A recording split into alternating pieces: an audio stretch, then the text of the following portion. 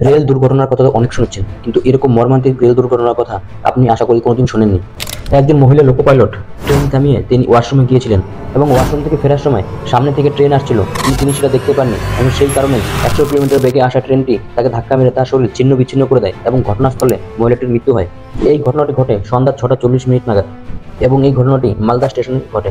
এই ঘটনার পর লোকো পাইলট অ্যাসোসিয়েশনের অভিযোগ যে ট্রেনের কোনো ইঞ্জিনে বাথরুম এবং টয়লেট না থাকায় মহিলা এবং পুরুষ সবাইকে অসুবিধার সম্মুখীন হতে হয় এবং বিশেষ করে মহিলাদের বাথরুম যেতে অনেক অসুবিধা হয় এবং তাদের অনেক সমস্যায় পড়তে হয়। সেই কারণেই আজকের এই দুর্ঘটনা এবং তাদের অভিযোগ দ্রুত যেন ট্রেনের ইঞ্জিনে বাথরুম এবং টয়লেটের ব্যবস্থা করা হয়, এতে সব লোকো পাইলটের সুবিধা হবে এবং আমিও চাইবো ভারতীয় রেল যেন সমস্ত ইঞ্জিনে বাথরুম এবং ল্যাট্রিনের ব্যবস্থা করে দেয়, এতে সব লোকো পাইলটের সুবিধা হবে। এবং আপনি এটা জানলে অবাক হবেন যে পুরো ভারতে মাত্র 97টি লোকো পাইলটে শৌচাগারের ব্যবস্থা রয়েছে। ভিডিওটি আপনাদের ভালো লেগে থাকলে লাইক শেয়ার সাবস্ক্রাইব করবেন।